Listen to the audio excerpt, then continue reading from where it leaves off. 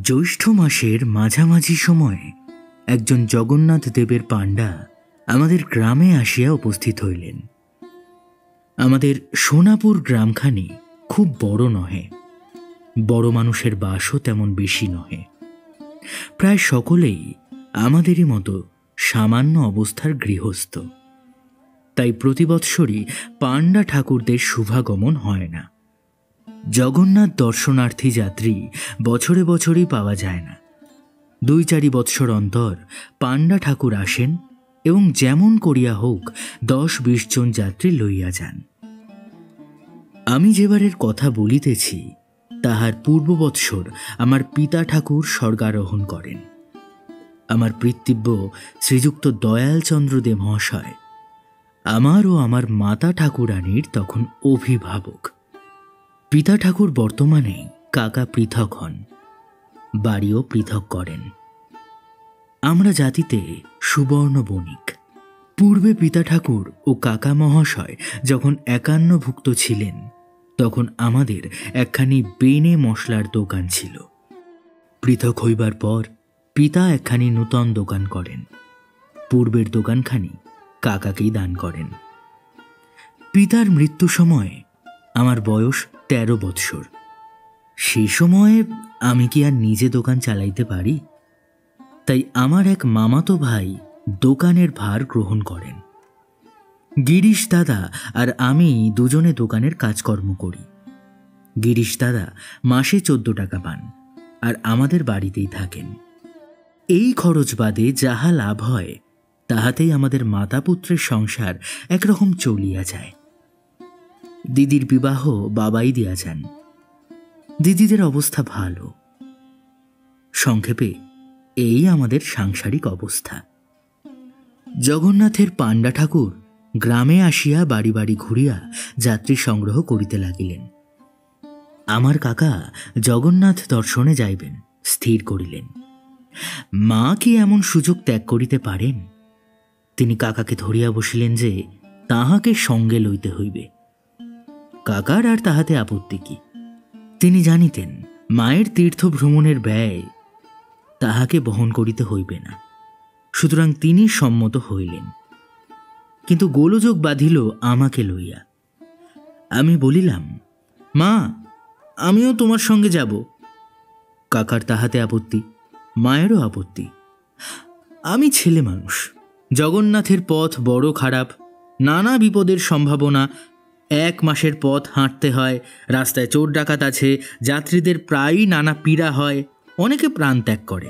এই অবস্থায় আমার মতো ছেলে মানুষকে কিছুতেই সঙ্গে লইতে পারা যায় না। আমি যদি সঙ্গে যাইতে চাই তাহা হইলে কাকা মাকে লইয়া যাইতে পারিবেন না, স্পষ্টত জবাব দিলেন। মা আমাকে অনেক বুঝাইলেন, কিন্তু আমি কাঁদিয়া আকুল হইলাম। অবশেষে মা বলিলেন, তাহলে আমার অদৃষ্টে আর জগন্নাথ দর্শন নেই। যাক, আমি আর যাব না। পাপীর কি এমন ভাগ্য হয়? তিনি দীর্ঘ নিঃশ্বাস ত্যাগ করিয়া তীর্থযাত্রার বাসনা ত্যাগ করিতে উদ্যত হইলেন। লেখাপড়া অতি সামান্যই শিখিয়াছিলাম।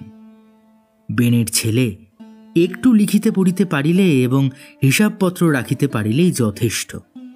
তাই বাবা আমাকে স্কুলে দেন নাই। পাঠশালার বিদ্যা কথকিঞ্চিত আয়ত্ত করিয়াই 12 বৎসর বয়সে আমি দোকানে যাইতে আরম্ভ করি। সে ভালোই হইয়াছিল, নতুবা তাহার 1 বৎসর পরেই যখন বাবা মারা গেলেন তখন যদি আমি দোকানের কাজ মোটেই না জানিতাম তাহা হইলে বড়ই বিপদ হইত।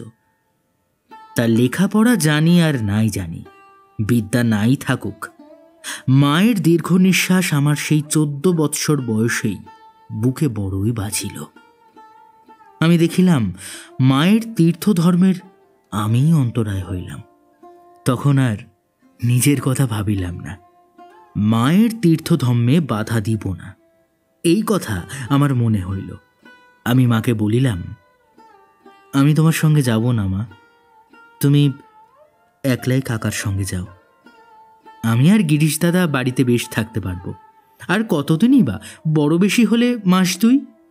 মা বলিলেন, তা বই কি, 2 মাস তোরা 2 ভাই তোর কাকিমার কাছে থাকিস, কোনো কষ্ট হবে না।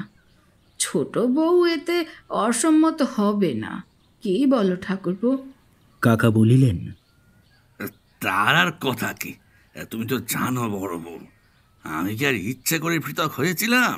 দাদাই জোর করে পৃথক করে দিলেন। বললেন যে দিনকাল পড়েছে তাতে পৃথক হলেই মনের মিল থাকবে। তাই তো পৃথক হয়েছিলাম। আমার কি আর ইচ্ছে ছিল? তারপর দাদা মারা গেলে তো তোমাকে বলেছিলাম, আর কেন 2 দোকান এক করে ফেলে একসঙ্গে থাকি। তখন তোমার ভাই তো তাতে বাধা দিলেন। যাক, সে কথা থাক। সুরেশ আর গিরিশ আমার ওখানেই থাকবে। হ্যাঁ, আর তুমি তো আমার সম্বন্ধী রায়চরণকে জানো। হ্যাঁ, সেই 1 মাস 2 এখানে থেকে আমার দোকান দেখবে, বাড়িরও ভার নেবে। তাহলে ঠাকুরপো, ছোট বউকেও নিয়ে যাই না? এমন সুবিধে কি তার আর মিলবে? ছেলে পিলে তো হলো না যে তাই নিয়ে থাকবে, তাকেও সঙ্গে নিয়ে চলো। এই শোনো কথা, আজ 3 দিন ধরে তাকে বুঝিয়ে সুঝিয়ে ঠিক করেছি, এখন তুমি আবার তাল তোলো। শেষে দেখছি কারোরই যাওয়া হবে না। আর আর তার কি এখন তীর্থ ধর্মের সময়? সে পরে হবে ক্ষণ। তুমি আর ওগোল তুলো না বড় বউ। সুরেশ বাড়ি রইল, তাকে দেখবে কে? সে কথা ঠিক বলেছ ঠাকুরপো, তার হাতে ছেলেকে সমর্পণ করেই তো আমি যাব। না, সে থাক, বেঁচে থাক তোমার লক্ষ্মী শ্রী বাড়ুক, সে কত তীর্থধর্ম করতে পারবে। 2রা আষাঢ় শুভ দিনে গ্রামের আরও 8-10 জন মেয়ে পুরুষদের সঙ্গে কাকা ও মা জগন্নাথ দর্শনে যাত্রা করিলেন। এখনকার মতো সে সময় রেল হয় নাই। তখন আমাদের গ্রাম থেকে হেঁটে গিয়ে রেলে কলিকাতায় যেতে হতো। সেখান থেকে নৌকায় উঠে উলুবেড়ে, তারপর যাদের অবস্থা ভালো নয় তারা সারা পথ হেঁটে যেত। পথে চটিতে থাকতে হতো। রাস্তা কি কম? পান্ডা ঠাকুর গল্প করত, সে দেশে আমাদের দেশের মতো ক্রোশ নয়, ডাল ভাঙা ক্রোশ। রাস্তার কোনো স্থানের গাছ থেকে একটা ডাল ভেঙে নিয়ে পথ হাঁটতে হাঁটতে যখন ডালের পাতাগুলো শুকিয়ে যেত, তখন 1 ক্রোশ পথ চলা হতো। তাই তখন লোকে বলতো, বাবা জগন্নাথের কথা যেন মনে হয়, পথের কথা মনে না হয়। এই রকম কত কথা যে সেই সময় শুনেছিলাম, তার সব কি আর মনে আছে? মা চলে যাবার পর প্রথম প্রতিদিনই তাঁর কথা মনে হতো। গিরিশ দাদার সঙ্গে মায়ের কথাই হতো। দোকান বন্ধ করে যখন কাকার বাড়িতে রাত্রিতে আহার করতে যেতাম, তখন কাকিমার কাছে বসে মায়ের কথাই বলতাম। একদিন কাকিমা বললেন, দেখ সুরেশ, তুই যে রোজই কেবল তোর মায়ের কথা বলিস, তাতে যে তার তীর্থধম্ম হবে না। এত কষ্ট করে জগন্নাথে গিয়েও দিদি ঠাকুরের দর্শন পাবেন না যে। আমি বললাম, ঠাকুরের দর্শন পাবেন না কেন? আমরা এখানে বসে কথা বলছি, তাতে কি দোষ হচ্ছে? কাকিমা বললেন, ওরে হাবা ছেলে, তুই যখন এখানে বসে তোর মায়ের কথা ভাবিস, তখন তিনি যেখানেই থাকুন সেখানেই তার তখন তোর কথাই মনে পড়ে রে। শুনেছি অদৃষ্টে নেই, নিজের কথা বলতে পারিনে। শুনেছি ছেলে কাঁদলে কি ছেলের কষ্ট হলে যত দূরেই হোক না কেন, মায়ের প্রাণ অমনি কেঁদে ওঠে। ও নারীর বাঁধন বড় শক্ত বাঁধন রে। তুই যদি এখানে বসে তোর মায়ের জন্য এখন কাঁদিস, তাহলে সেই পুরীর পথে চটিতে বসে এই এখনই তোর মায়ের প্রাণ কেঁদে উঠবেই, তার মনে তোর কথা জাগবেই। তাহলে তো তার আর জগন্নাথ দর্শন হবে না রে। সে কি করে হবে কাকিমা? তাই হয় রে বাবা, তাই হয়। তুই তার কথা যখন তখন ভাবলে তাকেও তোর কথা ভাবতেই হবে। তার ফল কি হবে শুনবি? আমার বাপের বাড়ির গাঁয়ের একজন বিধবা, এই তোর মায়ের মতোই, একবার তোরই মতো কি তোর চাইতে হয়তো একটু ছোট। একটি ছেলেকে বাড়িতে রেখে জগন্নাথ গিয়েছিল। বিধবা সারা পথ শুধু ছেলের কথাই ভাবতো আর ছেলের কথাই বলতো। এই আমার খোকা এখন ভাত খাচ্ছে, এই আমার খোকা হয়তো এখন খেলা করছে, এই আমার খোকা বুঝি কাঁদছে, এই আমার খোকার বুঝি খিদে পেয়েছে। হতভাগী সারাটা পথ শুধু এই করেই গিয়েছিল। সাথী যারা ছিল তারা কত নিষেধ করত, বলতো খোকার মা, খোকার কথা ভেবো না, জগন্নাথ দেবের কথা ভাবো। কিন্তু সে তা পারত না। তার মন পড়েছিল যে তার খোকার কাছে। তারপরে কি হলো শুনবি? পুরীতে পৌঁছে যখন তারা ধুলো পায়ে জগন্নাথ দর্শন করতে মন্দিরে গেল, তখন আর সকলে ঠাকুরের চাঁদ মুখ বেশ দেখতে পেলে। কিন্তু ওই হতভাগী খোকার মা বলতে লাগলো কি, কই মন্দিরের মধ্যে তো জগন্নাথ দেখতে পাই না, ও যে আমার খোকার মুখ। 3 দিন উপরে উপরে দেখতে গেল, কিন্তু খোকার মুখ ভিন্ন আর কিচ্ছু দেখতে পেলে না। রথে যখন ঠাকুরকে তোলা হলো তখনও দেখতে গেল, কিন্তু সে চাঁদ মুখ আর তার দর্শন হলো না। সে তার খোকার মুখই দেখলে, ঠাকুর তাকে দর্শনই দিলেন না। জগন্নাথ যে সে ঠাকুর নয় রে সুরেশ, তারই দিকে মন দিয়ে না গেলে তিনি দর্শন দেন না। আরো শুনবি? গল্প শুনেছি, এক বুড়ি একবার জগন্নাথে গিয়েছিল। যাবার সময় তার বাড়ির উঠোনে একটা সজনে গাছে ফুল ফুটতে দেখে গিয়েছিল। বুড়ি সারা পথ সেই সজনের ফুল আর খাড়ার কথা ভাবতে ভাবতে গিয়েছিল। মন্দিরে গিয়ে সে নাকি সজনে খাড়াই দেখেছিল। জানিস, এ সব সত্যি কথা। তাই তোকে বলছি, মায়ের জন্য অত কাতর হলে তোর মায়ের মনও তোর জন্য কাতর হবে। তখন তিনি মন্দিরে গিয়ে ঠাকুরের দর্শন পাবেন না, দেখবেন তোর মুখ। এত কষ্ট, এত খরচ সব বৃথা হয়ে যাবে রে। কাকিমার কথা শুনে মনে বড়ই ভয় হলো। তাহলে তো মায়ের কথা ভাবা ঠিক নয়। কিন্তু মন কি সে কথা বোঝে? সংসারে মা বিনে আমার যে আর কেউই নেই। এই 14 বৎসর তারই স্নেহধারায় যে আমি পুষ্ট বর্ধিত। আমার সেই স্নেহময়ী জননীর কথা যে সময়ে অসময়ে আমার মনে হতে চায়, কোনো বাধা বিপত্তির কথা যে মনে থাকে না। 2-1 দিনের পথ হলেও না হয় মনকে প্রবোধ দিতে পারতাম। কিন্তু এই যে দীর্ঘ পথ, আর সে পথে কত বিপদ, কত কষ্ট। মাঝে কোনোদিন এত কষ্ট সহ্য করেনি। পথে তার যদি কোনো অসুখ হয় তাহলে তাকে কে দেখবে? কাকা কি তেমন করে তার সেবা করবে? ডাক্তার কবিরাজ কি মিলবে? মা যদি মারা যান?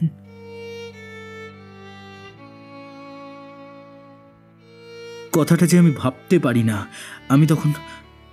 আমি তখন কাতরভাবে জগন্নাথ দেবের কাছে প্রার্থনা করতাম, হে ঠাকুর, আমার মাকে ঘরে ফিরে এনে দাও, এনে দাও। এই সংসারে মা ছাড়া আমার কেউ নেই ঠাকুর। কাকিমার সঙ্গে কথা হবার পর মুখ ফুটে আর মায়ের কথা কাহাকেও বলতাম না। তার ফল এই হতো যে মনে সর্বদাই তার কথা উঠত। হাজার চেষ্টা করেও আত্মসংবরণ করতে পারতাম না।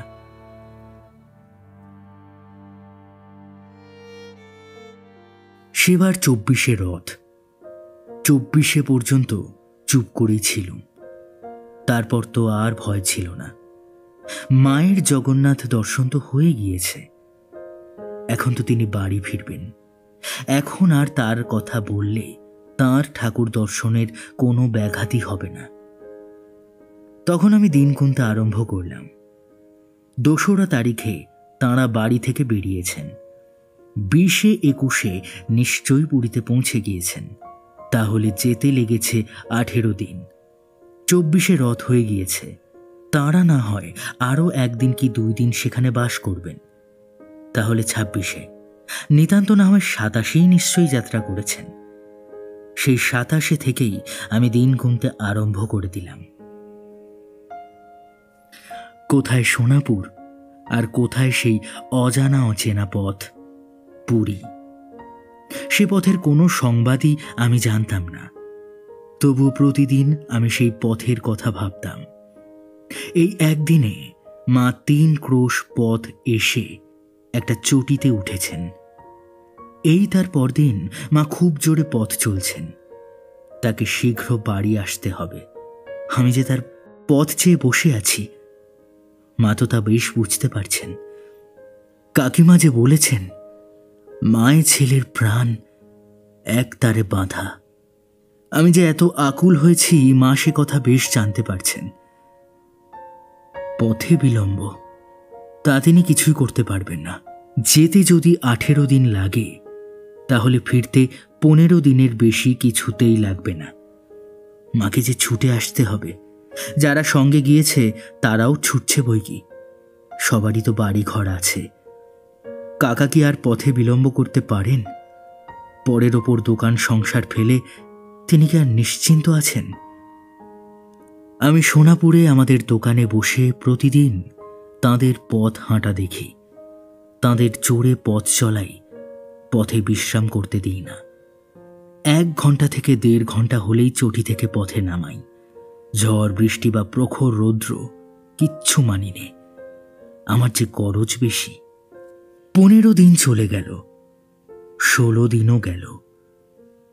কই, মা তো ফেরেন না। গ্রামের যাঁরা গিয়েছিলেন তাঁদেরও সংবাদ নাই। কাকারই বা কি বিবেচনা?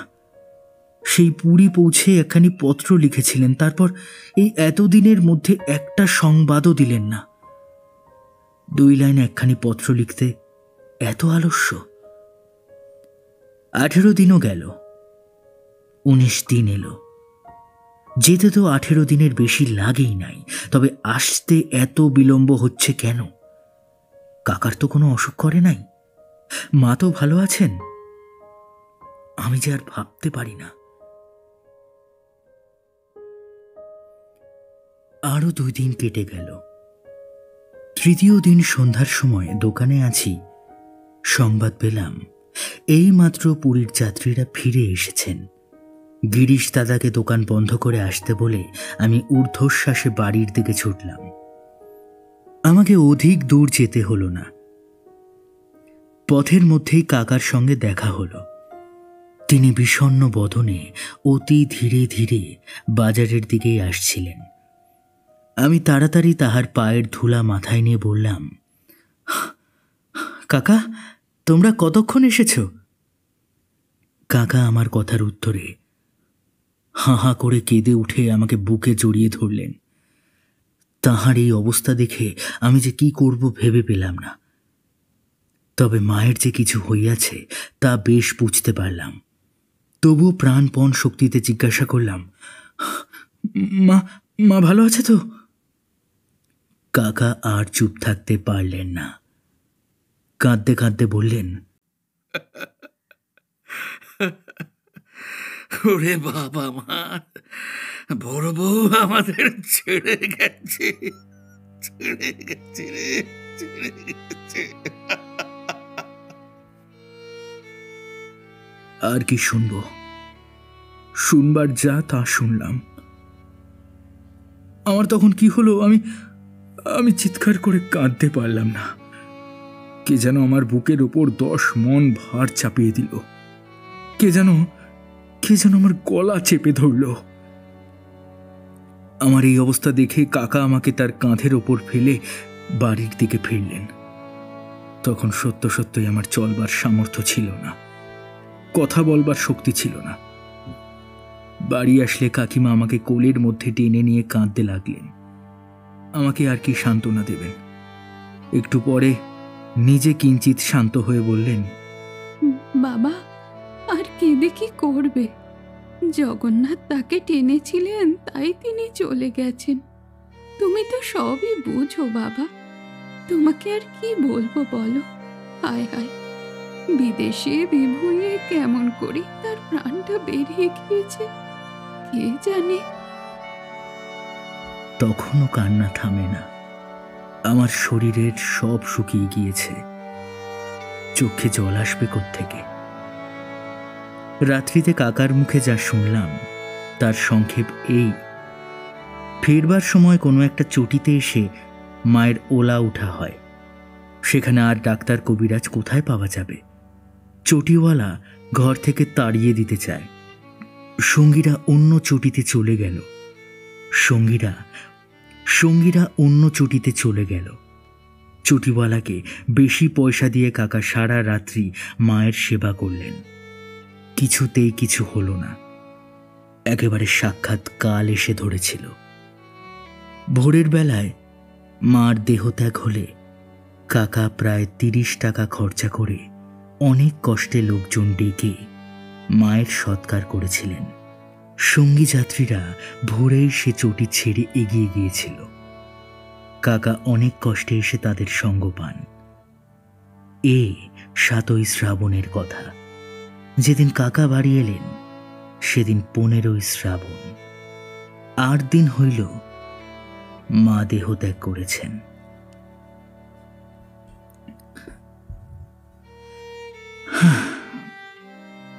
সব মিটে গেল। বাবা গেলেন, মা ছিলেন, তিনিও গেলেন। 14 বৎসর বয়সে আমি একেবারে অনাথ হলাম। আপনার বলতে এক দিদি, সেও তো পরের ঘরে। কাকাই কর্তা হয়ে মায়ের শ্রাদ্ধের আয়োজন করতে লাগলেন। দিদিকে তাঁর শ্বশুর বাড়ি থেকে নিয়ে এলেন। বড় মামা ও মামিকে আনা হলো। যেখানে যে কুটুম্ব ছিল সকলকেই সংবাদ দেওয়া হলো। এই যে আমার জীবনের শেষ কাজ। কাকা মায়ের শ্রাদ্ধে খরচপত্র একটু কম করতে চেয়েছিলেন, কিন্তু আমার ভগিনী ও ভগিনীপতি তাতে সম্মত হলেন না। মায়ের বাক্সে কিছু টাকা পাওয়া গেল, কিন্তু সে খুব বেশি নয়, মোটে 800 টাকা। দিদি বললেন, 800 টাকা? সে হতেই পারে না। আমি বাবা শ্রাদ্ধের সময় নিজের চোখে দেখে গিয়েছি, নগদ প্রায় 2500 টাকা ছিল। এরপর কিছু লগ্নিও ছিল। সেসব টাকা কোথায় গেল? কাকিমা বললেন, বোধহয় লগ্নি আরো বাড়িয়ে গেছেন। তারপর জগন্নাথে যাওয়ার সময়ও 500 টাকা নিয়ে গিয়েছিলেন, সে তো আমিই জানি। ওদের জিজ্ঞাসা করলুম মরবার সময় দিদির কাছে কি টাকা কড়ি ছিল।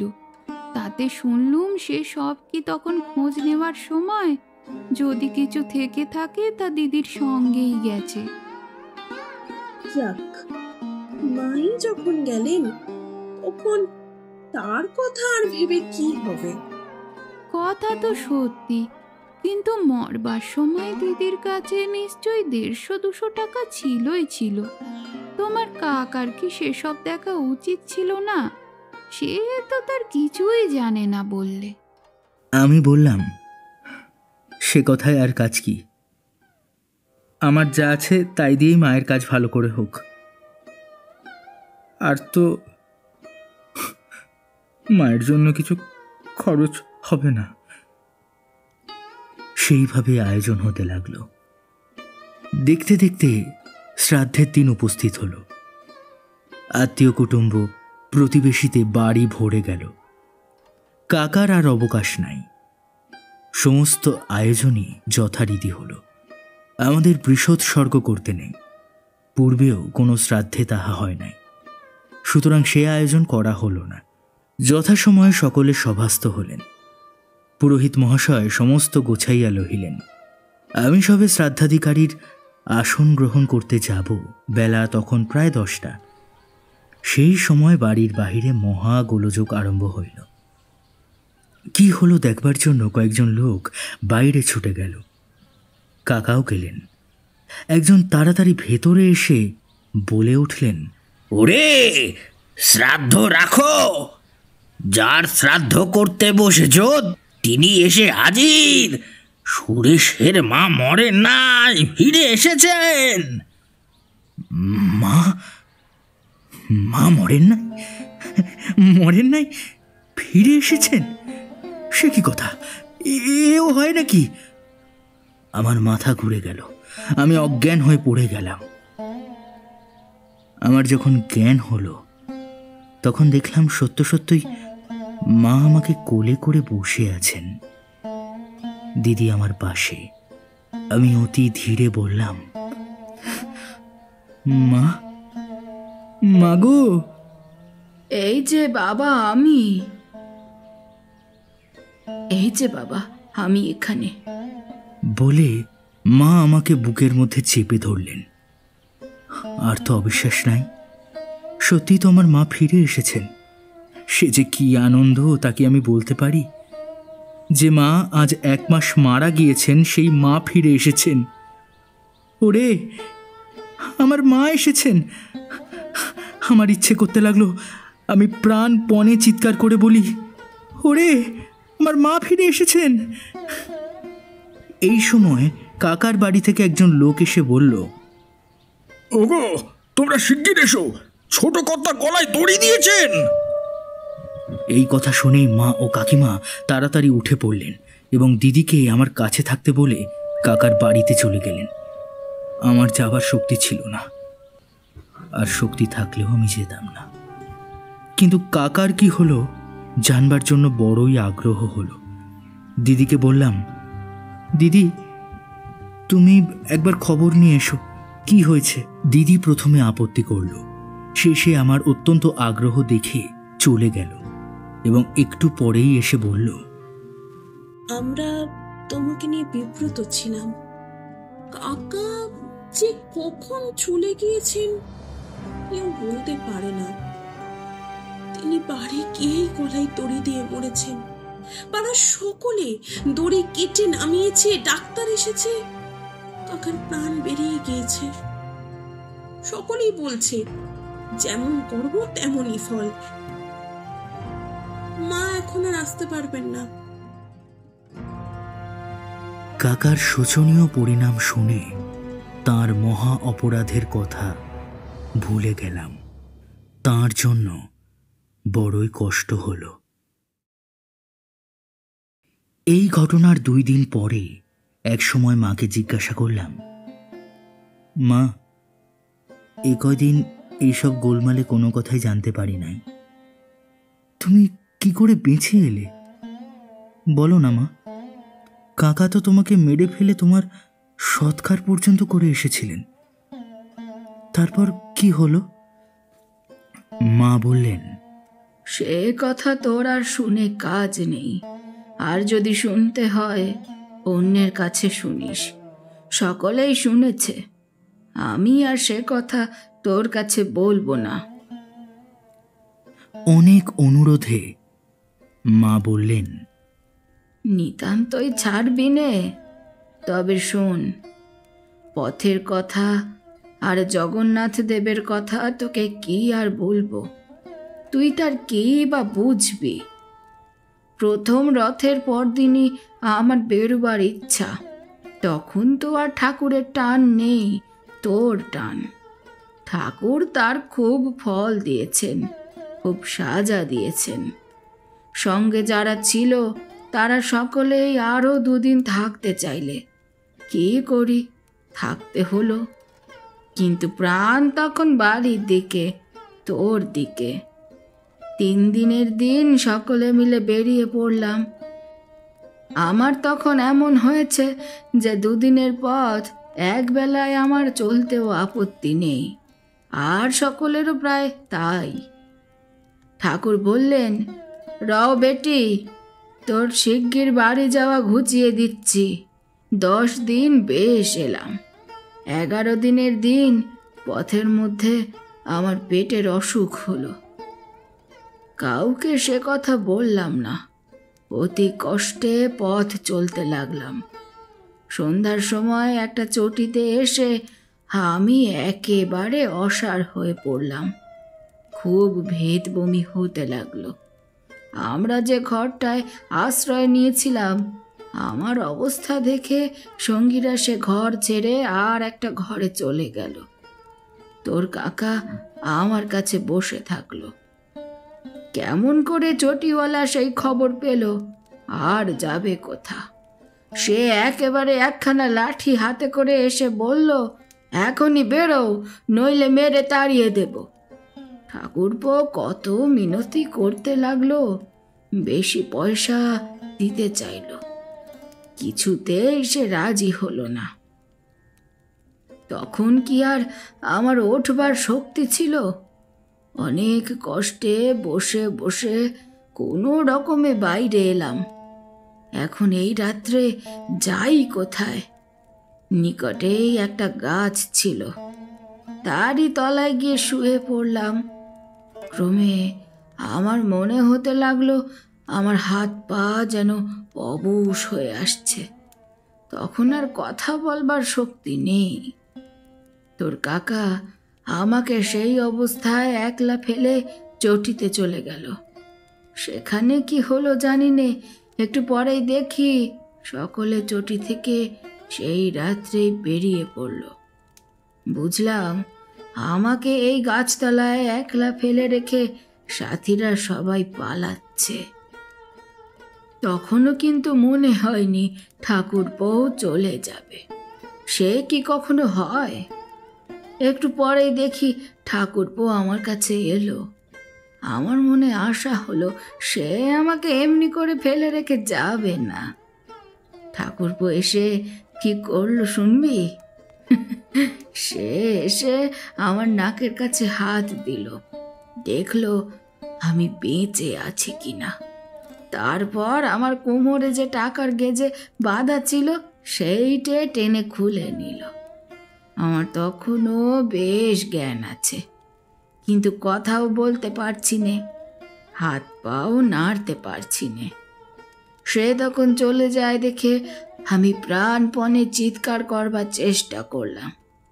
আমার কি তখন সেই শক্তি ছিল? সেই অন্ধকার রাত্রিতে গাছতলায় আমাকে ফেলে সে সত্যিই তাড়াতাড়ি চলে গেল। আমার বুকের ভিতর তখন যে কি করে উঠলো তা তোকে কি করে বুঝবো বাবা। সে অবস্থা যেন অতি বড় শত্রুরেরও কখনো না হয়। তখন আমি সব ভুলে গেলাম, তোর মুখখানিও ভুলে গেলাম। ঘর সংসারের কথা তখন আমার মনে এলো না। আমার মনে এলো বাবা জগন্নাথের কথা। আমি তখন মনে মনে তাকেই ডাকতে লাগলাম, তারই পায়ে মন ঢেলে দিলাম। ক্রমে ক্রমে আমার যেন কি হলো, আমার চোখের সম্মুখে সব আঁধার হয়ে আসতে লাগলো। কিন্তু মনের মধ্যে, ওরে আমার বুকের মধ্যে তখন দেখতে পেলাম ঠাকুরের সেই মুখখানি। তারপর কি হলো জানি নে। যখন আমার একটু জ্ঞান হলো, সে কতক্ষণ পরে তা কি করে বলবো। যখন একটু জ্ঞান হলো তখন যেন মনে হলো কে আমার গায়ে হাত বুলিয়ে দিচ্ছে। সে যে কি তা তোকে বলতে পারছি না বাবা। আমার শরীরে যেন সেই হাত লেগে সব শীতল করে দিচ্ছিল। চোখ আর চাইতে পারিনি। চোখের উপর কে যেন 10 মণ পাথর চাপা দিয়েছে বলে মনে হলো। অনেক চেষ্টা করে একবার চাইলাম, কি দেখলাম শুনবি বাপ আমার? মুখে যে সে কথা আসে না, কেমন করে তোকে সে কথা বলবো আমি? আমি যে দেখলাম ঠাকুর, সত্যিই ঠাকুর রে, সত্যি জগন্নাথ দেবের মুখ দেখলাম। তিনি আমার পাশে বসে রয়েছেন, তারই সে চাঁদ মুখ আমি দেখতে পেলাম। একবার, শুধু একবার দেখা, তারপরেই আবার চোখ বন্ধ হয়ে এলো। আমি চিৎকার করে ডাকলাম, প্রভু, দয়াল ঠাকুর, আমার ঠাকুর, আর একবার আমার চোখ দুটো খুলে দাও, আর একবার তোমার চাঁদ মুখখানি দেখতে দাও। তারপর আর আমি চোখ খুলব না, আর আমি কিচ্ছু চাইব না। হায় রে অভাগী, হায় রে আমার কপাল। ঠাকুরের আর দয়া হলো না, আমার চোখ আর খুলল না। কিন্তু তখনও সেই শীতল হাত আমার গায়ে রয়েছে। আমার তখন মুখ শুকিয়ে গিয়েছিল। আমি অতি ধীরে বললাম, একটু জল। সুরেশ বাবা আমার, ভালো করে শোন, সত্যিই আমার মুখে কে জল দিল? সে তো জল নয়, সে চরণামৃত। তেমন জল তো কখনো খাইনি। কি যে তার গন্ধ, আর কি যে তার স্বাদ! সে অমৃত রে বাপ, সে অমৃত। আমার সকল জ্বালা যন্ত্রণা যেন দূর হয়ে গেল। এ স্বপন নয় রে বাবা, সত্যি কথা। আমার শরীর যেন চুরিয়ে গেল, আমার রোগ যেন পালিয়ে গেল। যাকে সন্ধ্যার পর সকলে মরা মনে করে ফেলে গিয়েছিল, সে ভালো হয়ে গেল। হঠাৎ গাছের উপর একটা পাখি ডেকে উঠল। সেই ডাকে আমার বুকে যেন বল এলো। আমার চোখ খুলে গেল। আমি চেয়ে দেখি ভোর হয়ে গেছে। পথ দিয়ে যাত্রীরা সব যাচ্ছে, কিন্তু আমার কাছে তো কেউ নেই। সেই গাছতলায় আমি একলা শুয়ে আছি। শরীরে কোনো যন্ত্রণা নেই। রাত্রে যে মরতে বসেছিলাম তেমন বোধ হলো না। আমার যে অসুখ হয়েছিল তার চিহ্ন মাত্রই নেই। আমি তখন উঠে বসে জোর হাত করে ঠাকুরকে ডাকতে লাগলাম, প্রভু, কাঙালের ঠাকুর, এত দয়া তোমার এই অভাগীর উপর। বাবা, তোর মা কত ভাগ্যবতী। তোর মায়ের সব আশা পূর্ণ হয়েছে বাপ। আমার মতো মহাপাপী ঠাকুরের চরণামৃত পেয়েছিল, তাই বেঁচে গেছে। তারপর আর কি, সঙ্গে পয়সা ছিল না, তাতে কি, যাওয়ার সময় এত টাকা সঙ্গে থাকতেও একদিন খেতে পাইনি। কিন্তু যখন একটা পয়সাও নেই, তখন দয়াল ঠাকুর আমাকে উপোস করতে দেননি। ঠাকুর আমার জন্য আগে হতেই সব ঠিক করে রেখে দিতেন, সব ঠিক। পথে যেখানে গিয়েছি কাউকে বলতে হয়নি, আমাকে ডেকে লোকে খেতে দিয়েছে। এ তাঁরই খেলা, ওরে তাঁরই খেলা। উলুবেড়ের নৌকোর মাঝি আমাকে নিয়ে এলো, পয়সা নিল না। বলল, তোমার কাছে তো কিছুই নেই বলে মনে হচ্ছে, তোমাকে ভাড়া দিতে হবে না। কে তাকে এ কথা বলে দিল? কলকাতায় এসে শিয়ালদহ স্টেশনে এক পাশে বসে আছি, একটা বাবু এসে বলল, মা তুমি কোথায় যাবে? আমি গ্রামের নাম বললাম। সে বলল, এখানে বসে কেন, টিকিট কিনলে না? আমি কোনো উত্তর দিলাম না। বাবুটা কি ভেবে চলে গেল। একটু পরেই এসে আমাকে একখানি টিকিট দিয়ে বলল, এসো মা, তোমাকে গাড়িতে তুলে দিচ্ছি। এ সবই তার খেলা রে, তারই খেলা। পথে যারা খেতে দিয়েছিল, উলুবেড়ের সেই নৌকোর মাঝি আর স্টেশনে সেই বাবু, এরা সব আমার সেই কাঙালের ঠাকুর। ঠাকুরই এই সব বেশ ধরে আমাকে তোর কাছে এনে দিয়ে গেলেন। বাবা, একটা কথা তোকে বলি, কোনোদিন মানুষের দিকে চাসনি। যখন বিপদে পড়বি আমার সেই দয়াল ঠাকুর, সেই কাঙালের ঠাকুরকে ডাকিস, তোর কোনো অভাব থাকবে না। তোকে আজ আমার ঠাকুরের চরণে নিবেদন করে দিই।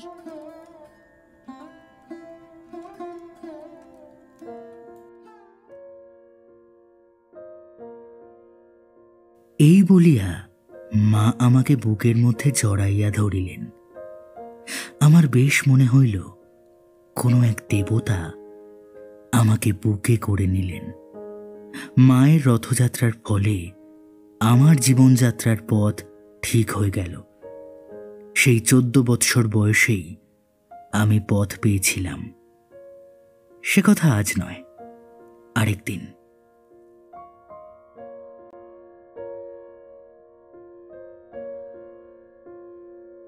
শেষ হলো আমাদের আজকের নিবেদন জলধর সেনের লেখা কাঙালের ঠাকুর। গল্প পাঠে আমি প্রভাকর। অন্যান্য বিভিন্ন চরিত্রে সৌরভ ধনী সাহা, পিয়ালি, দেবস্মিতা, ইন্দ্রাণী ও আমি প্রভাকর। প্রচ্ছদ ও আবহ নির্মাণে আমি প্রভাকর। রথযাত্রা উপলক্ষে কেমন লাগলো আমাদের আজকের নিবেদন জানাতে ভুলবেন না আমাদের কমেন্ট বক্সে। ভালো লাগলে লাইক, কমেন্ট, শেয়ার করতে ভুলবেন না। আগামী পর্বে আরও একটি ভিন্ন স্বাদের গল্প নিয়ে থাকবো আমি। ভালো থাকবেন, সুস্থ থাকবেন। জয় জগন্নাথ।